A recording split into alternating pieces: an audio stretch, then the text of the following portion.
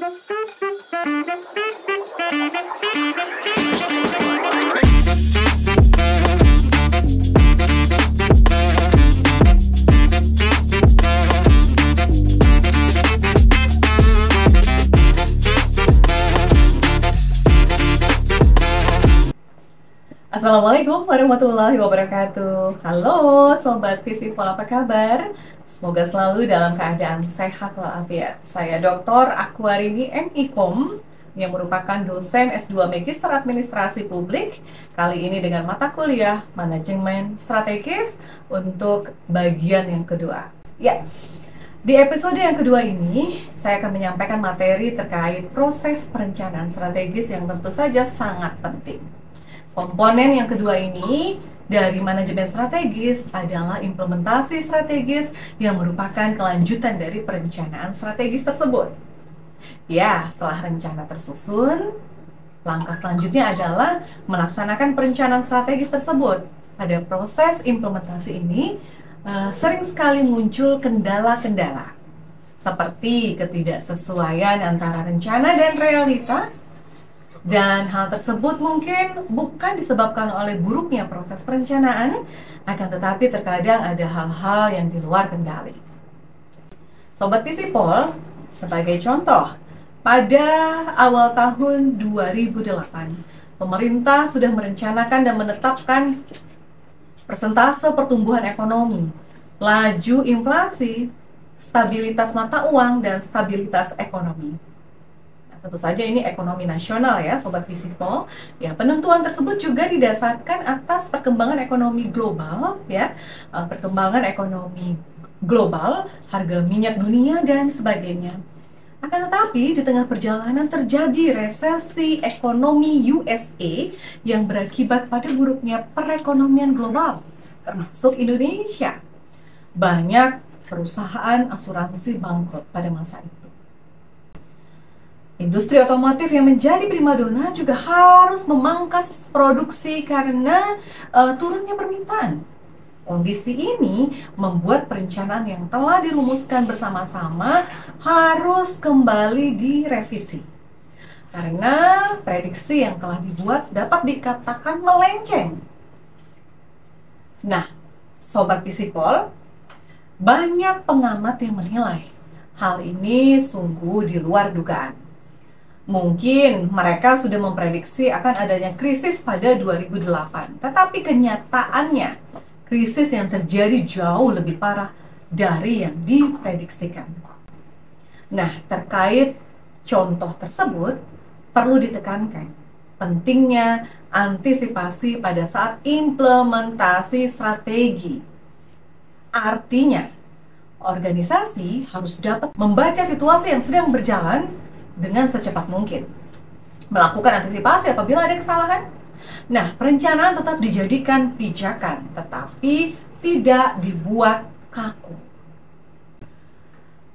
Fleksibilitas ya, dan selalu membuat penyesuaian dengan perubahan.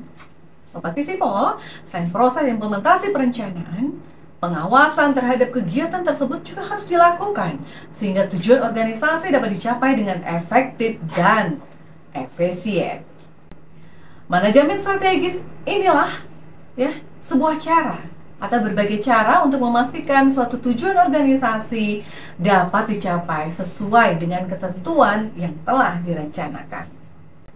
Nah, dalam pencapaian ini akan diperlukan sebuah media, aplikasinya misalnya organisasi pemerintahan. Media dalam hal ini adalah organisasi, baik organisasi publik maupun organisasi pemerintahan atau organisasi bisnis yang sudah biasa menggunakannya.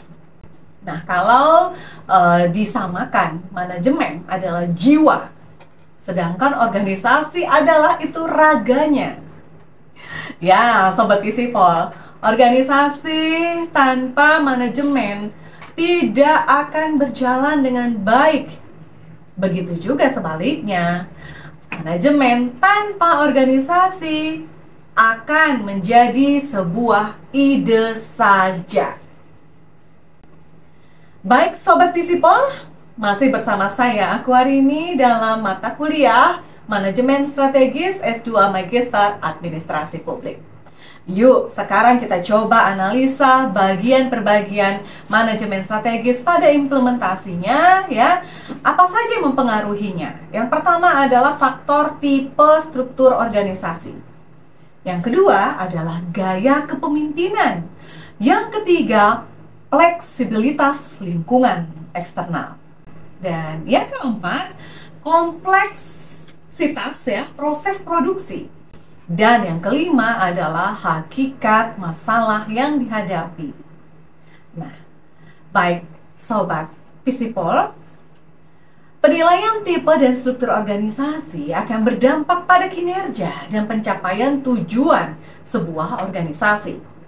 Karena tipe dan struktur organisasi tidak hanya sebagai sebuah identitas formal organisasi, ia harus bisa menjelaskan pola interaksi dan perilaku organisasi tersebut.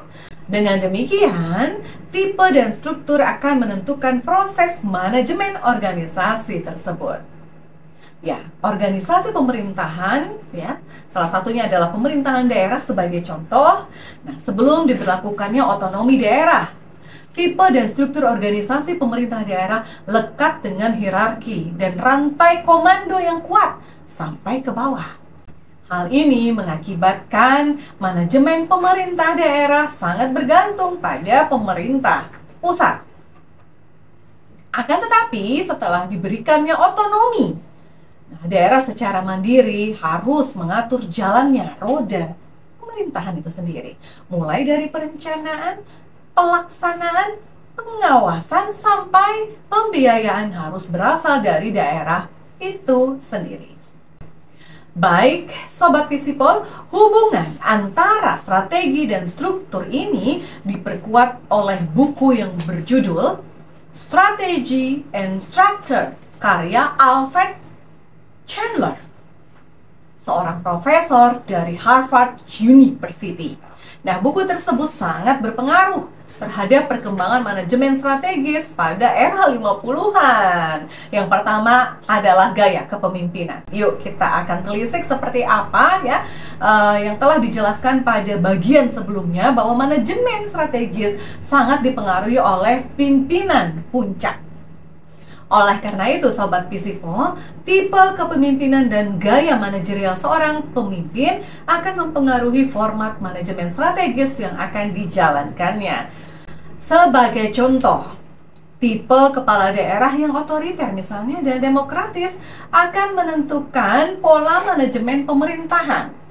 Tipe kepala daerah yang otoriter tidak akan memberi peluang kepada bawahannya untuk berkembang dan maju, karena semua strategi dan keputusan ada di tangannya. Bawahan hanya sebagai pelaksana. Hal ini akan berbeda dengan tipe kepemimpinan yang demokratis. Seorang pemimpin dengan tipe kepemimpinan demokratis akan melibatkan para bawahannya dalam menentukan arah kebijakan. Sehingga dengan strategi tersebut, para pegawainya akan merasa lebih dihargai dan mempunyai kesempatan yang luas untuk maju. Baik, Sobat Visipol, perlu diingat ya, bahwa satu tipe kepemimpinan pada implementasi tidak ada yang cocok untuk semua situasi. Artinya, satu tipe kepemimpinan biasa hanya cocok untuk satu situasi tertentu. Jadi, semua tipe kepemimpinan pada hakikatnya hanya cocok untuk satu situasi tertentu sesuai situasi ruang dan waktunya. Untuk itu, Sobat Visipol, ya, kita dapat mengimplementasikan tipe pimpinan tertentu dengan cara mengadopsi gaya kepemimpinan tersebut untuk diaplikasikan sesuai dengan situasi yang kita hadapi. Nah, sekarang yuk, kalau tadi kita telisik, nah sekarang kita selami. Ini sedikit membuat Sobat Visipol mungkin menganalisa seperti apa kompleksitas lingkungan eksternal. Penting karena ketika sebuah organisasi mengaku dirinya sebagai organisasi yang modern dan terbuka, tentunya tidak dapat menghindar dari situasi yang ada di sekitarnya yang secara langsung maupun tidak langsung dapat atau sangat mempengaruhi organisasinya. Nah, termasuk juga organisasi pemerintahan daerah, ya.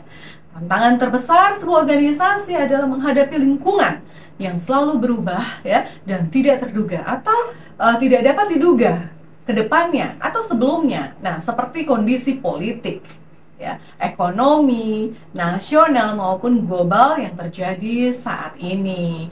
Hal itu menuntut seorang pemimpin harus mampu membaca situasi tersebut agar dapat menyesuaikan dengan lingkungannya.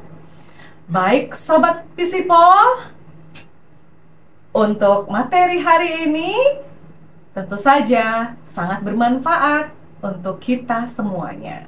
Sebagai seorang akademisi, ya, yang mempunyai pikiran terbuka dan luas dan tentu saja bermanfaat di masyarakat. Kita akan bertemu untuk sesi selanjutnya. Saya Dr. Aquarini. Wassalamualaikum warahmatullahi wabarakatuh.